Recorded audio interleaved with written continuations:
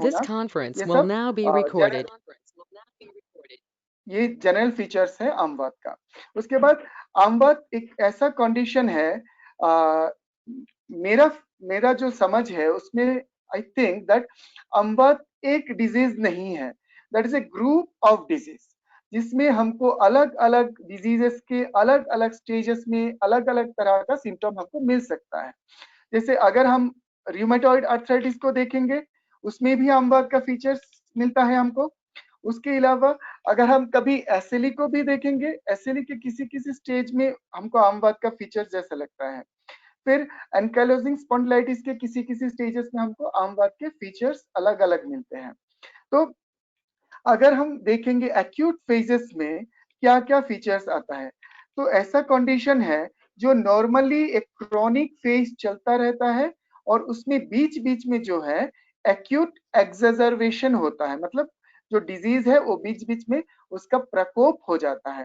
तो वैसे जब एक्यूट एक्सजर्वेशन होगा या प्रकोप हो जाएगा डिजीज का, तो हमको अलग अलग जॉइंट में बहुत पेनफुल तरह का पेन स्वेलिंग मिलेगा, जॉइंट पेन्स मिलेगा विथ स्टिफनेस, और स्पेसिफिकली बहुत प्रिकिंग टाइप का पेन मिलेगा, इसलिए इसको वृश्चिक दंशवत पीड़ा बोला गया है। उसके बाद और भी बहुत सारे लक्षण जो जनरलाइज फीचर्स है, जैसे दाहा होना, पूरा बॉडी में बर्निंग सेंसेशन होना, उत्साह हानि, लैक ऑफ एंथुसियाज्म, बहुमूत्रता, फिर निद्रा नाश होना, छर्दी होना, भ्रम का होना, बॉडी में जाड्य होना मतलब मूवमेंट का कम होना, पांडुता होना। सो ये सब फीचर्स उसके बाद ग्रेजुअली आएंगे। तो अगर हम देखेंगे ये रियूमेटॉइड आर्थराइटिस का हैंड चेंजेस, क्या क्या हैंड में चेंज होता है। So these are the hand changes in case of rheumatoid arthritis. तो ऐसा ही एक कंडीशन हम आपको पहले बोल रहे थे कि ऑस्टियो आर्थराइटिस में भी ऐसा एक हैंड चेंजेस मिलता है। अभी आपके स्क्रीन के सामने जो पिक्चर है उस वो actually this is not rheumatoid arthritis, this is of hand osteoarthritis or it is known as nodular OA।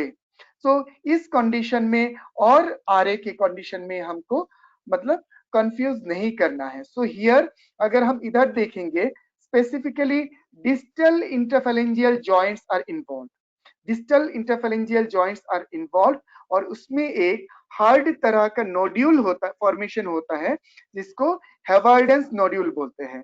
And this is specially arthritis in case of rheumatoid arthritis। so these are the criteria, American College of Rheumatology का जो criteria है कि उसमें क्या क्या होता है, actually उस क्राइटेरिया के हिसाब से अगर हम मॉडर्न हिसाब से डायग्नोस करना चाहेंगे तो उस क्राइटेरिया के हिसाब से हम डायग्नोस कर सकते हैं। अभी अगर हम आमवाद को देखें तो हमको ऐसा नहीं समझना चाहिए कि आमवाद इज रिमेटॉइड आर्थराइटिस। तो कोई भी जॉइंट कंडीशन में अगर ये सब फीचर्स मिलेगा जो आमवाद का बोला गया है तो उसको ही हम आमवाद बोलेंगे, नहीं कि ऐसा नहीं है कि रिमेटॉइड आर्थराइटिस ही आमवाद है। तो ऐसे और कुछ कुछ कंडीशन हमको मिलता है जिसमें हमको आमवाद के जैसा फीचर्स मिलता है, और उसको एक साथ मॉडर्न मेडिसिन में स्पॉन्डाइलो आर्थराइटिस बोला है, स्पॉन्डाइलो आर्थराइटिस, और इसको एक्चुअली सेरोनेगेटिव स्पॉन्डाइलो आर्थराइटिस भी बोला गया है, क्योंकि जनरली इस कंडीशन में जो है आर ए फैक्टर नेगेटिव रहता है। तो ये सेरोनेगेटिव स्पॉन्डाइलो आर्थराइटिस में क्या क्या आता है, एनकाइलोजिंग स्पॉन्डिलाइटिस आता है, सोरियाटिक आर्थराइटिस आता है, रिएक्टिव आर्थराइटिस आता है, एंटेरोपैथिक आर्थराइटिस आता है। एंटेरोपैथिक आर्थराइटिस मतलब कि हमारा इन्फ्लेमेटरी बाउल डिजीज जो है, जो क्रॉन्स डिजीज या अल्सरेटिव कोलाइटिस है, उसके साथ रिलेटिव जो आर्थराइटिस है। देखिए इस कंडीशन में एक जीआई सिस्टम में अग्नि का प्रॉब्लम हो रहा है और उधर आम बन रहे हैं, और उसका ही रिफ्लेक्शन डायरेक्ट हमको जॉइंट में दिखाई दे रहा है। तो ऐसे ही जितने भी कंडीशन है इंफ्लेमेटरी जॉइंट डिजीज का, सो वो इंफ्लेमेटरी जॉइंट डिजीज के सारे कंडीशन में जो है हमको आमवाद के फीचर्स, किसी में कुछ कुछ फीचर्स, किसी में कुछ कुछ फीचर्स देखने को मिलता है। तो अभी हम आएंगे एक बहुत ही कॉमन कंडीशन जो है एंकाइलोजिंग स्पॉन्डिलाइटिस। जो एंकाइलोजिंग स्पॉन्डिलाइटिस है that specially affect the axial skeleton, मतलब हमारा जो रीढ़ का हड्डी है उसको ही ज्यादा अफेक्ट करते हैं और उसके साथ कुछ जॉइंट्स को भी अफेक्ट करते हैं। अगर हम आम बात का एक वर्ड देखें, वो वर्ड देख के मुझे लगता है हाँ एंकाइलोजिंग स्पॉन्डिलाइटिस को भी हमको आम बात के हिसाब से हम कंसीडर कर सकते हैं, क्योंकि एक वर्ड है दैट युगपत कुपितावंत त्रिक संधि प्रवेशको तब्धं च कुरुते गात्रम आमवात सौच्यते। दैट इज आमवात जाके त्रिक संधि में जब प्रवेश करके पूरा बॉडी को स्टिफ कर देता है, ऐसा बोला गया है। तो अगर हम एंकाइलोजिंग स्पॉन्डिलाइटिस का जो पैथोलॉजी या फीचर देखेंगे उसमें भी सबसे पहले सैक्रोइलियन जॉइंट का इन्वॉल्वमेंट होता है और सैक्रोइलियटिस उसमें ऑलमोस्ट 95% केसेस में मिलता ही है। तो ऐसे कंडीशन को हम जरूर आम बात के हिसाब से कंसीडर कर सकते हैं और उस हिसाब से ही हम उसका ट्रीटमेंट कर सकते हैं। सो एंकाइलोजिंग स्पॉन्डिलाइटिस का एक वेरी स्पेसिफिक फीचर्स इज कि उसमें एंकाइलोसिस होता है क्रॉनिक कंडीशन में। क्रॉनिक कंडीशन में जब आम का फीचर्स नहीं होता है तब क्या होता है, धीरे धीरे जो वर्टिब्रस होता है उसमें ऑस्टियोफाइट का फॉर्मेशन होता है और जो ऑस्टियोफाइट्स होते हैं वो आपस में जुड़ जाते हैं और वर्टिब्रस को कनेक्ट कर देते हैं। Bridging of the vertebrae are seen and that is known as bamboo spine. जो हमारा स्पाइन है वो बम्बू स्पाइन हो जाता है। तो एक्चुअली जो acute condition of ankylosing spondylitis है उसमें ही हमको आम बात का कंसीडरेशन आएगा। जो क्रॉनिक कंडीशन है उसमें धीरे धीरे हमको बात का फीचर्स आने लगेगा। तो एंकाइलोजिंग स्पॉन्डिलाइटिस के बाद अगर हम देखेंगे कि हमको और क्या क्या कंडीशन आता है सेरोनेगेटिव स्पॉन्डल आर्थराइटिस में, तो उसमें अगर हम देखेंगे उसमें रिएक्टिव आर्थराइटिस आता है, फिर उसमें सोरियाटिक आर्थराइटिस आता है। तो इन सब कंडीशन में भी लगभग एक ही तरह का सिम्टम आता है और उन सब में भी हमको स्टेजेस का कंसीडर करके आमवात का ट्रीटमेंट कर सकते हैं। तो आमवात में हम लोग स्पेसिफिकली किस टाइप का ट्रीटमेंट करते हैं?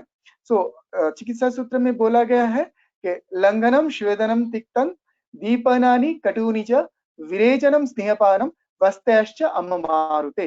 दैट इज हमको लंघन करना है, उसके बाद स्वेदन करना है और उसके बाद दीपन पाचन करना है। दीपन पाचन के लिए स्पेसिफिकली हम जो ड्रग चूज करेंगे वो तिक्त और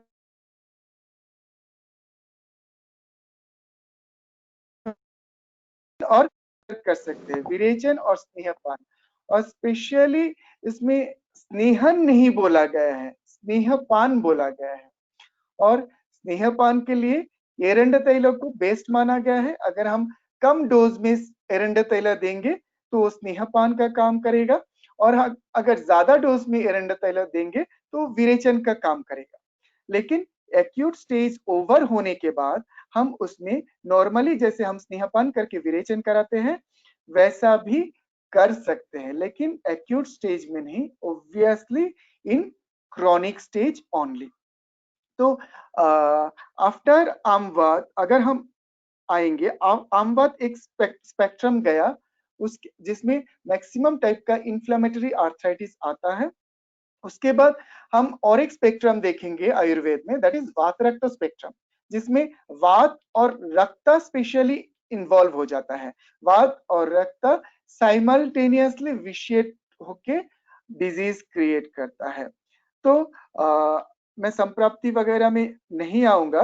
सो वात रक्त अगर हम देखेंगे तो दो टाइप का बोला गया है या उनका दो स्टेजेस बोला गया है। कोई कोई बोलते हैं कि उत्तान और गंभीर जो है उनका दो टाइप है और कोई कोई कमेंट करता है कि नहीं ये दो टाइप नहीं, एक ही डिजीज का दो स्टेजेस है। तो कुछ भी हो तो हम ऐसा कंडीशन जिसमें वात रक्त का उत्तान फीचर्स मिले तो उसमें जो स्पेसिफिक फीचर्स है वो हम कंसिडर करेंगे, क्योंकि और एक्यूट फेजेस में जो है उत्तान का फीचर्स मिलेगा और जो डिजीज क्रॉनिक होता जाएगा उसमें धीरे धीरे क्रॉनिक फीचर्स मिलेगा, गंभीर का फीचर्स मिलेगा, और दोष धातुओं का जो इन्वॉल्वमेंट है वो डीप होता जाएगा। हम देखेंगे एक्यूट फेज में तीव्र रुजा, दाह, संताप ये सब मिलता है, और धीरे धीरे जब क्रॉनिक स्टेजेस में जाता है तब उसमें कठिन शोथ, स्तब्धता, deep seated pain that is वृषार्थी, श्यावताम्र वर्णता, अंगुली वक्रता that is different type of जो कॉम्प्लिकेशन है, डिफॉर्मिटीज है, वो आने लगेगा। उसके बाद ये दोष वगैरह है। अभी हम आएंगे, अगर वात रक्त को हम गाउटी आर्थराइटिस से कंसीडर करते हैं तो कॉमनली हम मींस कंपेयर करने का कोशिश करते हैं, लेकिन जो एक्यूट गाउट का कंडीशन है, जो आप पहले अगर देखेंगे, ये पैर वाला जो पिक्चर देखेंगे, वो स्पेसिफिकली वात रक्त का फीचर्स मिलता है उसमें, जिसको पोडाग्रा बोला गया है। पादय मूलम अस्थाय पुनर्देह प्रतिधावती, मीन्स पहले पैरों के अंगुली मूल में वो आता है, फीचर्स आते हैं, उसके बाद अलग अलग जॉइंट में देखने को मिलता है। और क्रॉनिक स्टेजेस में क्या होता है, अलग अलग जॉइंट इन्वॉल्वमेंट होते हैं, उसमें डिफॉर्मिटीज मिलता है, तो उसमें गंभीर वात रक्त के फीचर्स मिलते हैं। So other than गाउटी arthritis also ऐसा बहुत सारे कंडीशन है जिसमें हमको उत्तन और गंभीर वात रक्त के फीचर्स मिलते हैं। जैसे आपको एक कॉमन कंडीशन है वास्कुलाइटिस। वास्कुलाइटिस अलग अलग अलग तरह का जो वास्कुलाइटिस कंडीशन है, उसमें भी हमको वात रक्त के फीचर्स, उत्तन वात रक्त के फीचर्स मिलते हैं।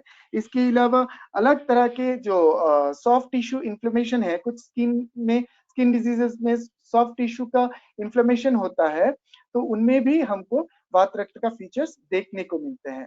अगर आप गंभीर वात रक्त का कंसिडर करेंगे, हम जो बर्गर्स डिजीज देखते हैं, बर्गर्स डिजीज या जिसको थ्रोम्बोएंजाइटिस ऑब्लिटरस है, वैसे कंडीशन में या आपको एवास्कुलर नेक्रोसिस जो मिलता है, वैसे कंडीशन में भी हमको गंभीर वात रक्त का फीचर्स देखने को मिलेगा। तो उस हिसाब से अगर हम उसमें गंभीर वात रक्त का ट्रीटमेंट देंगे तो हमको फायदा मिलता है। अभी और एक कंडीशन है एसिली, जिसको हम वात रक्त कंसीडर कर सकते हैं, एज ए वात रक्त कंसीडर कर सकते हैं कुछ कुछ स्टेजेस में। एक्यूट स्टेजेस ऑफ एसिली जब होता है, जिसमें कि आर्थराइटिस होता है, एलोपेशिया होता है, स्किन रैश होता है, अलग अलग तरह का स्किन रैश होता है, स्किन में अल्सर फॉर्मेशन होता है, और जो कि धूप से बढ़ता है। ऑब्वियसली भजतम च आतप अनलो, ये रक्त का प्रदूषित का एक कारण है। तो इसमें भी जो एसएलई का कंडीशन है, उसमें भी अगर सन एक्सपोजर होता है तो कंडीशन बढ़ता है, तो इसलिए हम उसको वात रक्त से कंपेयर कर सकते हैं। अभी अगर हम चिकित्सा में आए, जो एक्यूट फीचर्स वात रक्त अगर हमें मिलेगा तो हम किस टाइप का ट्रीटमेंट करेंगे। मेरा जो कॉन्सेप्ट है उसमें हम पहले स्रोत शोधन करेंगे, आमपाचन करेंगे, प्रसादन करेंगे। स्रोत शोधन, आमपाचन, रक्त प्रसादन, तिक्त द्रव्य ड्रग्स आर द बेस्ट। और अगर हमको शोधन करना है स्पेशली एक्यूट फेज में या उत्तन अवस्था में, तो हम रक्त मोक्षण करेंगे जलौका से या सीरा व्याधन से, और उसके साथ परिषेक कर सकते हैं या आलेप कर सकते हैं। और जब क्रॉनिक फेज आएगा तो स्रोत शोधन करेंगे, रक्त प्रसादन करेंगे, प्लस वात शमन करेंगे। दैट इज स्रोत शोधन, रक्त प्रसादन, वात शमन। दैट इज क्या करेंगे, स्नेहपान कराएंगे, श्वेदन कराएंगे, विरेचन कराएंगे, और उसके बाद वस्ती कराएंगे। So that should be the treatment principle according to me. वो हम करके देख सकते हैं। और दूसरा भी कार्यकारी होगा कुछ भी, लेकिन वो हम फॉलो कर सकते हैं। तो ये एक हम वस्ती का दिए है। तो मेरा जो गुरु है डॉक्टर पी मुरली कृष्णा, वो हमेशा बोलते थे कि अगर हमको वात रक्त का चिकित्सा करना है तो guruchi is the best thing, and for that we should always give guruchi in different forms. तो अभी हमको अगर अलग अलग मेडिसिन में भी देखने को मिलता है कि गुरुची का इफेक्ट बहुत अच्छी तरह से दिखाई देता है। इसलिए हम अगर मात्रावस्ती सिलेक्ट करते हैं, मात्रावस्ती में हम गुरुची तैल का यूज कर सकते हैं, 1 मिनट, 1 मिनट, सॉरी। ओके, गुड़ुचि तेल का यूज कर सकते हैं या वला गुड़ुचादि तेल का यूज कर सकते हैं। उसके अलावा भी जो भी तेल रक्त प्रसादन द्रव्य से तैयार किया गया हो या रक्त का शमन करता हो, उसका मात्रावस्ती हम यूज कर सकते हैं। और यापन वस्ती के लिए गुड़ुचादि यापन वस्ती यूज कर सकते हैं या तिक्त क्षीर वस्ती भी यूज कर सकते हैं। इस स्लाइड में मैं गुड़ुचादि यापन वस्ती जो हम लोग यूज करते हैं उसका थोड़ा सा इंग्रेडिएंट्स दिया हूँ।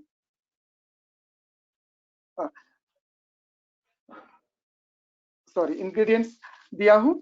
तो इतना ही मैक्सिमम एक्चुअली डिजीजेस जो है, इतना अगर स्पेक्ट्रम, मुझे लगता है हम लोग आयुर्वेद का एक संधिगतवात स्पेक्ट्रम, एक आमवात स्पेक्ट्रम और दूसरा वातरक्त स्पेक्ट्रम, ये 3 स्पेक्ट्रम अगर हम अच्छी तरह से जान लेंगे तो हम maximum of the joint diseases का ट्रीटमेंट कर सकेंगे।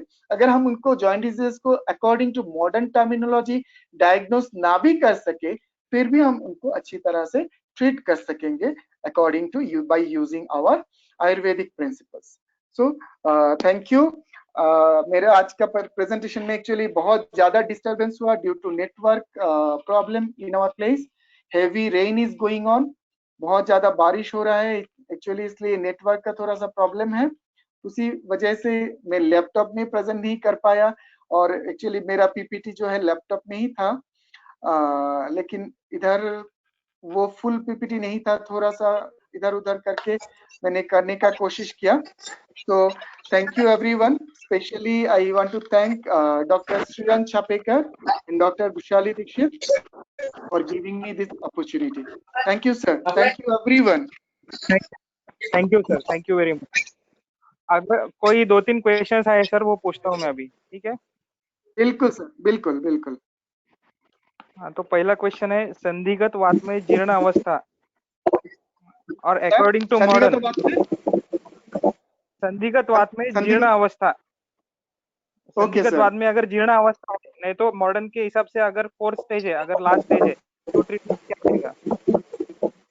ओके, तो संधिगत वात में जीर्णावस्था मतलब सीवियर धातु क्षय का कंडीशन आएगा। मॉडर्न में मतलब जीर्णावस्था अगर हम सोचेंगे तो in modern that will be severe. Sir background बहुत ज्यादा साउंड आ रहा है। तो there will be severe deformities will be there. And जीर्णावस्था में पहले तो हमको ऑस्टियोफाइट वगैरह का फॉर्मेशन देखने को मिलेगा, उसके बाद उसमें बहुत ज्यादा डिफॉर्मिटीज आने का चांस है। First thing we have to understand that once there is development of radiological deformity, कोई भी रेडियोलॉजिकल डिफॉर्मिटी अगर आ जाता है, then it is not corrected, वो करेक्टेबल नहीं होता है किसी भी तरह से। तो लेकिन पेशेंट का जो मतलब पेन वगैरह होगा या क्वालिटी ऑफ लाइफ होगा वो जरूर इंप्रूव होगा, लेकिन जो radiological deformity once if it is developed we can not correct it. और अगर एक सीवियर कंडीशन हो जाएगा, जब पेशेंट का मूवमेंट एकदम से रेस्ट्रिक्टेड हो गया हो, जॉइंट स्पेस एकदम से एक दूसरे के पास आ गया हो, मतलब दोनों बोन्स अगर एक दूसरे के बहुत ज्यादा पास आ गया हो, we cannot increase the gap, our treatment cannot increase the gap. तो हम गैप को बढ़ा नहीं सकेंगे, सिर्फ पेशेंट के पेन को ही रिलीव कर सकेंगे। That's all sir.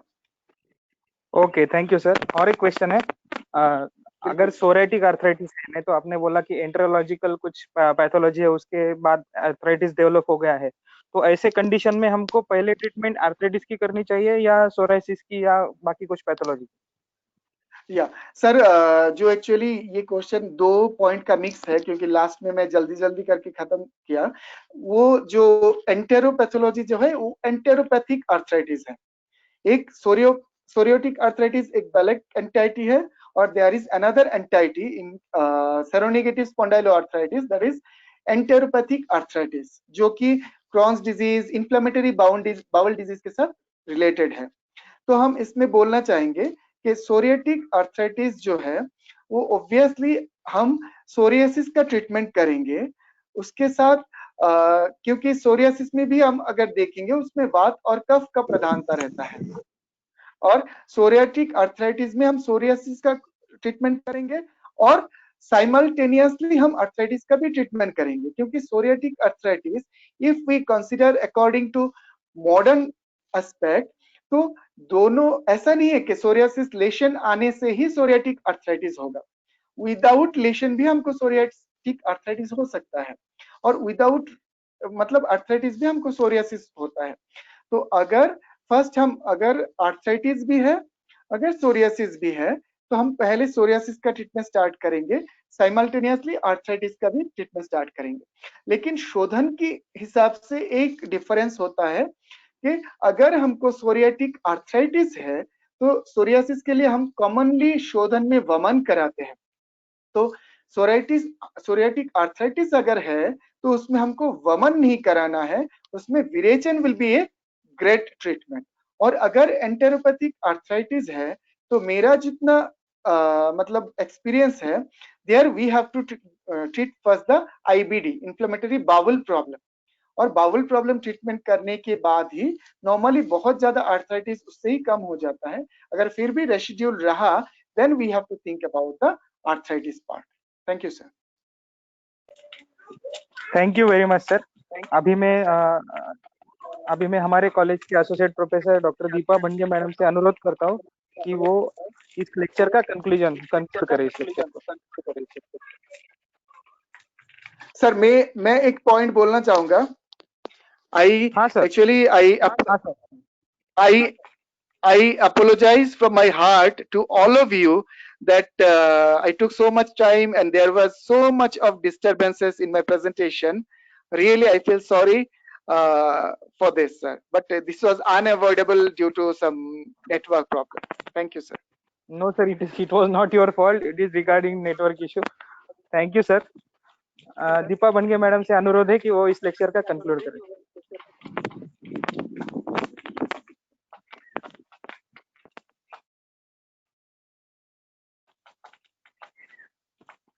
भंगे madam.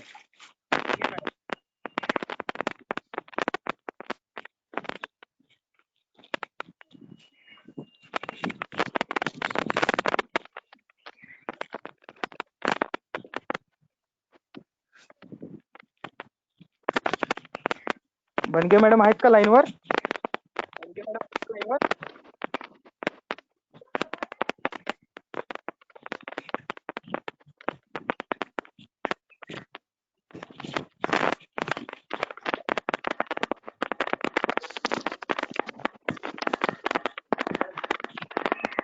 Okay, madam तो बहुतेक संपर्क होत नाही। मैं डॉक्टर वृषाली दीक्षित मैडम से अनुरोध करता हूँ कि वो इस लेक्चर का कंक्लूड करें।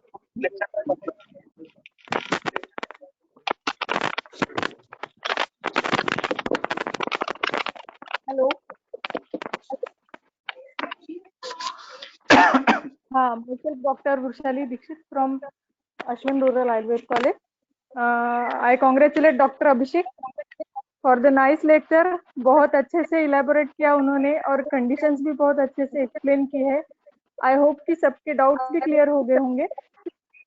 So once again I thank Dr. Abhishek Bhattacharya for this wonderful lecture.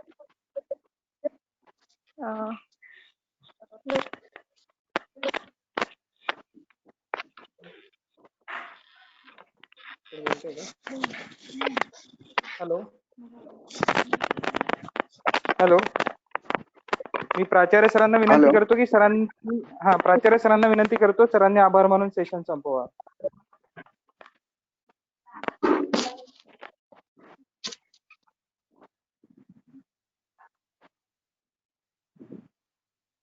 आदरणीय लोखंडे सर।